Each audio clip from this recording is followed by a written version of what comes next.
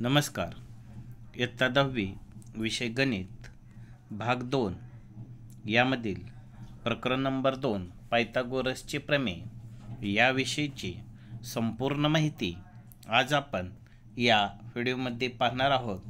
तर सुरू करूया आजचा व्हिडिओ. यामध्ये पायथागोरसचे प्रमेय काटकोन त्रिकोणात कर्णाचा वर्ग हा इतर दोन बाजूंच्या वर्गांच्या बेरजे इतका असतो या प्रमेयावरती आधारित आपणाला उदाहरणं सोडवण्यासाठी विचारली जातात. या ठिकाणी त्रिकोण पी क्यू आर आहे. कोण पी क्यू आर बरोबर 90 अंश, पी आरचा वर्ग बरोबर पी क्यूचा वर्ग अधिक क्यू आरचा वर्ग या सूत्राच्या साहाय्याने आपणास उदाहरणे सोडवण्यासाठी विचारली जातात. यानंतर दुसरा मुद्दा आहे पायथागोरसचे त्रिकोट. नैसर्गिक संख्यांच्या त्रिकोटामध्ये जर एका संख्येचा वर्ग हा इतर दोन संख्यांच्या वर्गाच्या बेरजे इतका असेल तर त्याला पायथागोरसचे त्रिकोट म्हणतात. यावरती आधारित आपणाला पायथागोरसचे त्रिकोट मिळवण्याचे सूत्र माहीत असणे आवश्यक आहे. यामध्ये सूत्र असे आहे: ए चा वर्ग अधिक बी चा वर्ग, ए चा वर्ग वजा बी चा वर्ग आणि 2ab. या पद्धतीने आपणाला पायथागोरसचे त्रिकोट मिळवता येते.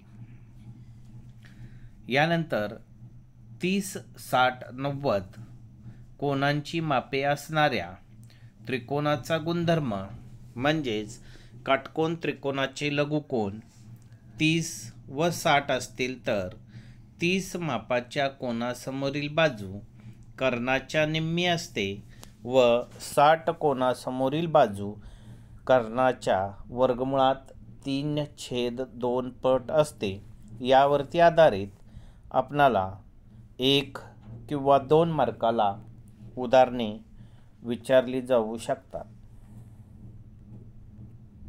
यानंतर कोनांची मापे 45, 45, 90 असणाऱ्या त्रिकोणाचा गुणधर्म.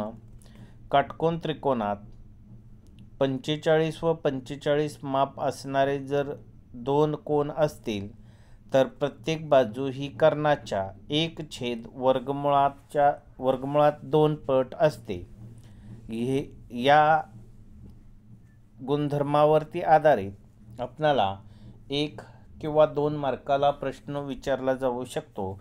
या ठिकाणी त्रिकोण XYZ मध्ये कोन Z आणि कोन Y यांचे माप आपणाला 45 दिलेला आहे. समरूपता आणि काटकोन त्रिकोण हे जे प्रमेय आहे यामध्ये काटकोन त्रिकोणात कर्णावर टाकलेल्या शिरोलंबामुळे जे त्रिकोण तयार होतात ते मूळ काटकोन त्रिकोणाशी व परस्परांशी समरूप असतात. यावरती आधारित उदाहरणे आपल्याला विचारली जाऊ शकतील. यानंतर पुढचा गुणधर्म आहे भूमिती मध्याचे प्रमेय. काटकोन त्रिकोणात कर्णावर काढलेला शिरोलंब आणि त्या शिरोलंबामुळे होणाऱ्या कर्णाच्या 2 भागांचा भूमितीमध्य असतो.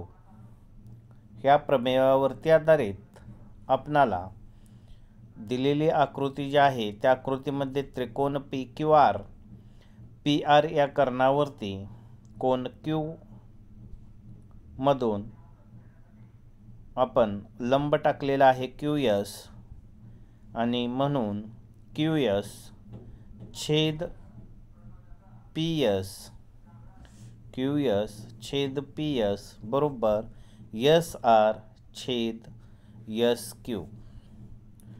म्हणून QS छेद PS बरोबर SR छेद QS म्हणजे QSचा वर्ग बरोबर PS गुणिले SR. या सूत्राच्या साहाय्याने आपणाला 1 किंवा 2 मार्काला उदाहरणे सोडवण्यासाठी विचारली जाऊ शकतात. यानंतर पुढचा जे प्रमेय आहे ते आहे अपोलोनियसचे प्रमेय। या ठिकाणी एक त्रिकोण दिलेला आहे, त्रिकोण ABC, आणि ए बिंदूतून बाजू BC वरती AM आणि AD अशा प्रकारे दोन